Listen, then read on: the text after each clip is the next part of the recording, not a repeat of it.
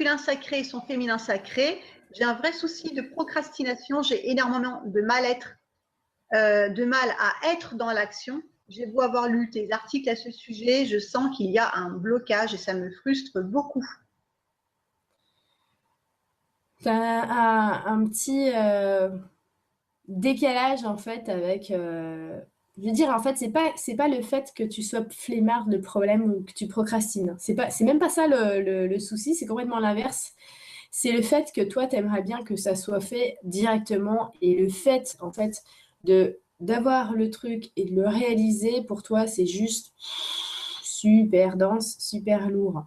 Donc, en fait, c'est pas que tu sois lente, c'est que tu veux que ça aille trop vite. C'est bien ça, le truc, tu vois. Donc, ton souci de procrastination, il vient du fait que bah, c'est difficile de prendre le temps de réaliser les choses parce que tu aimerais bien que ça soit déjà fait. Limite à la vitesse de ta pensée, tu vois. Donc voilà, il n'y a pas de, faut pas se prendre la tête sur ce problème-là et t'en faire vraiment un souci. Faut dire que de toute façon, à partir du, comment dire, on est vraiment des périodes dans notre vie où on fonctionne différemment et suivant les mois, suivant les années, tu vois.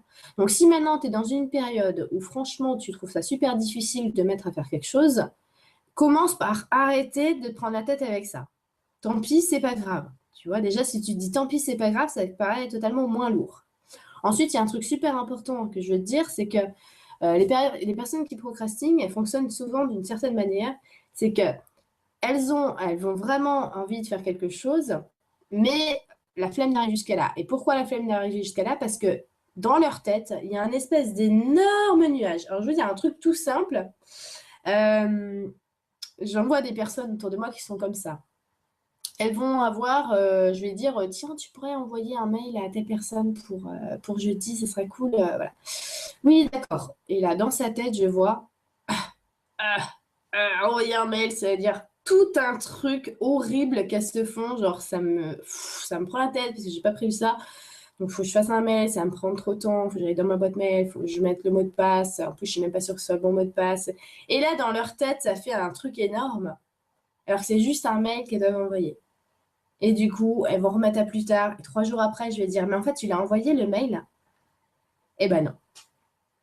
Tu vois, parce que ça a pris des proportions énormes. Donc, en fait, regarde bien les proportions que ça prend dans ta tête. Souvent, c'est bien plus lourd qu'en fait, le temps que tu aurais mis de le faire. Tu vois, tout bête. C'est vraiment tout bête. Regarde bien la proportion que ça a pris, la place que ça a pris dans ta tête. Je rebondis sur Rachel qui disait que du coup, pour la question d'avant, qu'elle a peur qu'on devienne des petits robots insensibles, qu'on pue d'émotions. Hein, Stéphane, tu l'as vu la question? Ouais, ouais, je l'ai vu, oui. Attends, je vais reprendre parce que c'était bien comme question, parce que je l'avais déjà eue et vraiment, je comprends cette question. Je ne sais plus. Si elle n'est pas très haut, elle n'est pas très haute, elle dit, attends, elle dit, mais le risque avec ça, Lulu, c'est pas d'être comme un petit robot sans plus rien ressentir, quoi, être neutre tout le temps. Voilà. Alors non, mais est-ce que franchement, toi, ça te fait super kiffer d'être malheureuse, d'être triste, d'être en colère? T'aimerais bien, toi, dans ta vie, continuer à être malheureuse, triste, en colère? C'est pas des... Je veux dire, il y a un truc qu'on fait en ce moment avec la spiritualité que je trouve vraiment bizarre. Et franchement, il y a des choses sur lesquelles je rejoins pas mal d'intervenants. C'est ce fait-là de l'émotion, qu'on est là pour vivre pleinement ses émotions. Je suis d'accord qu'on est là pour vivre pleinement sa vie, en fait.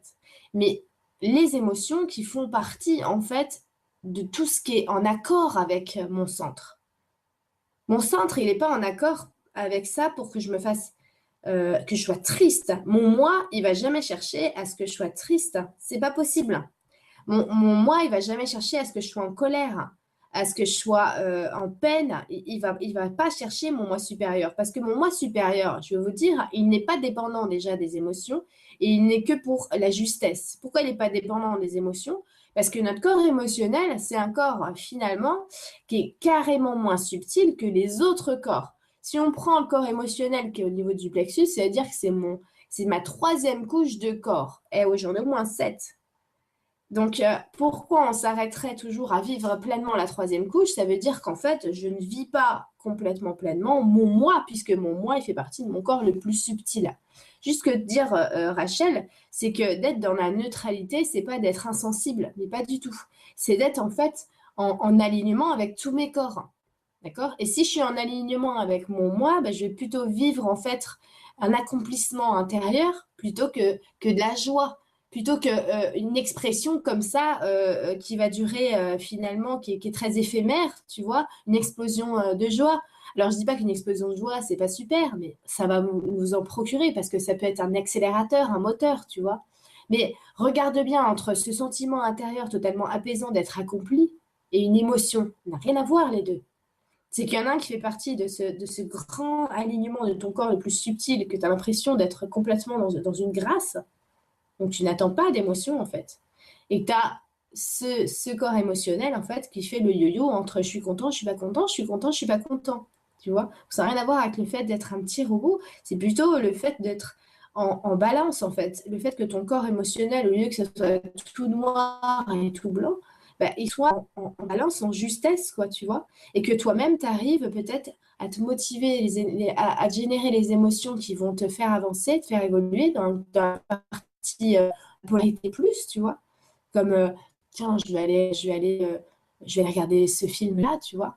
Regarde, par exemple, quand tu regardes un film, récemment, j'ai regardé un film et puis il m'a fait pleurer ce film-là, mais et c'était vraiment quelque chose qui m'a curé, vraiment, au-delà du fait que j'ai eu de la peine, c'est toute la réflexion que ça a abouti à l'intérieur de moi. Alors finalement, c'était super, tu vois.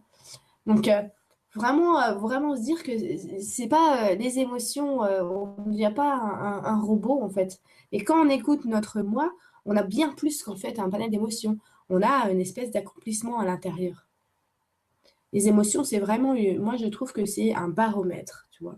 Moi, je m'en sers vraiment quand je me sens pas bien et je me sens en peine. Je sais que là, je m'écarte de mon moi parce que mon moi, il n'est jamais, jamais, jamais en peine. Jamais.